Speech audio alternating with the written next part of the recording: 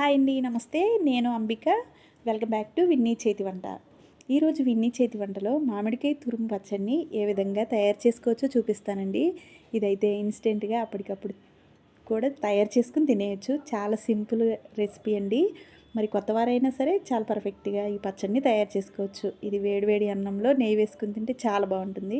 మరి ఎక్కడ స్కిప్ చేయకుండా చూసేయండి. వీడియోలోకి అయితే వెళ్ళిపోదాం. నేను ఇక్కడ ఒక 3 మామిడికాయలు తీసుకున్నానండి. పచ్చి మామిడికాయలు ఏవైనా పర్వాలేదు. అలాగే తోతాపురి మామిడికాయలు కూడా తయారు చేసుకోవచ్చు. వాటితో కూడా ఇవి శుభ్రంగా కడుక్కుని అస్సలు తడి లేకుండా తుడుచుకుని పక్కన పెట్టుకోవాలి. తర్వాత పీలర్ తీసుకుని పైన తొక్కంతా వీడియోలో చూపిస్తున్నట్టు ఈ విధంగా మొత్తం అంతా తీసేసుకోవాలి.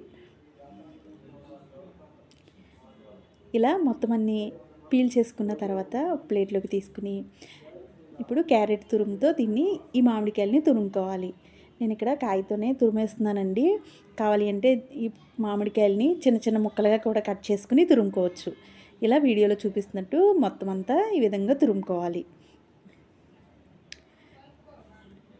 ఇలా తురుముకున్న ఈ మామిడికాయలని చూసారు కదా, టెంక గట్టిగా ఉంది. ముదురుకాయలు అయితేనే పచ్చడికి చాలా బాగుంటుందండి. ఇప్పుడు ఈ తురుముని ఎన్ని కప్పులు వచ్చినాయో మనం కప్పుల లెక్కలో కొలుచుకుందాం. మీరు ఏ కప్పుతో కొలుచుకున్నా పర్వాలేదండి. మనం ఇప్పుడు కప్పు కొలతగా ఇప్పుడు నాకు 4 కప్పులు వచ్చినాయి. దీన్ని పక్కన పెట్టుకున్న తర్వాత స్టవ్ మీద మరో ప్యాన్ పెట్టుకుని దానిలో 1 టేబుల్ స్పూన్ వరకు మెంతులు వేసుకుని వీటిని దోరగా ఫ్రై చేసుకోవాలి. ఇవి కొద్దిగా ఫ్రై అయిన తర్వాత వీటిని మరో ప్లేట్లోకి వేసేసుకోవాలి. మళ్ళీ అదే ప్యాన్లోనే 2 టేబుల్ స్పూన్ల వరకు ఆవాలు కూడా వేసుకుని అవి మాడిపోకుండా చిటపటమనే వరకు వేయించుకుని వాటిని కూడా మరో గిన్నెలో చల్లారే వరకు పక్కన పెట్టుకోవాలి.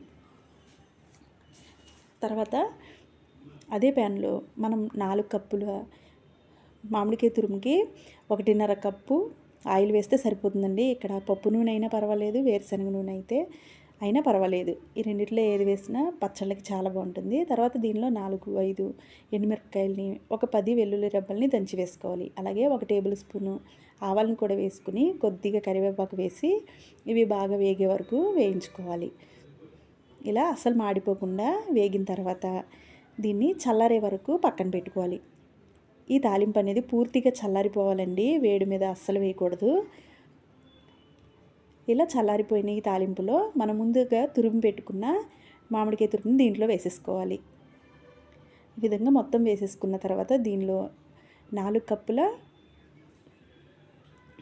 మామిడికాయ తురుముకి 1 కప్పు వరకు సాల్ట్ పడుతుందండి. నేను ఇక్కడ 3/4 కప్పే వేస్తున్నాను. ఒకవేళ సరిపోకపోతే తర్వాత అయినా వేసుకోవచ్చు. 3/4 కప్పు సాల్టు, 1 కప్పు వరకు కారం కూడా వేసేసుకోవాలి. తర్వాత దీనిలో మనం ముందుగా వేయించి పొడి చేసి పెట్టుకున్న ఆవుపిండి, మెంతిపిండిని కూడా దీనిలో వేసేసుకోవాలి.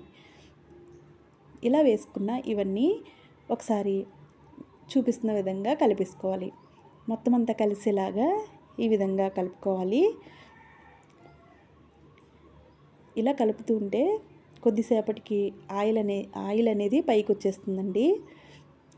నేను వేసిన 1.5 కప్పు అయితే ఆయిల్ పర్ఫెక్ట్గా సరిపోతుంది. పచ్చడి అయితే రెడీ అయిపోయిందండి. అంతేనండి. మీరు కూడా ఒకసారి ఇదే విధంగా తయారు చేసుకుని మీకు ఎలా వచ్చిందో కామెంట్ సెక్షన్లో కామెంట్ చేయండి. ఈ పచ్చడి అయితే వేడివేడి అన్నంలో నెయ్యి వేసుకుని తింటే చాలా బాగుంటుంది. ఒకసారి తప్పకుండా ట్రై చేయండి. ఇది మామిడికాయల సీజనే కాబట్టి ఒకసారి తప్పకుండా ట్రై చేస్తారని చెప్పి వీడియో పోస్ట్ చేస్తున్నాను. అలాగే వీడియో నచ్చితే లైక్ చేసి మీ ఫ్రెండ్స్కి, రిలేటివ్స్కి షేర్ చేయండి. ఇలాంటి మరిన్ని వీడియోస్ కోసం మా విన్నీ చేతి వంట ఛానల్ని సబ్స్క్రైబ్ చేసుకోండి. Thank you for watching.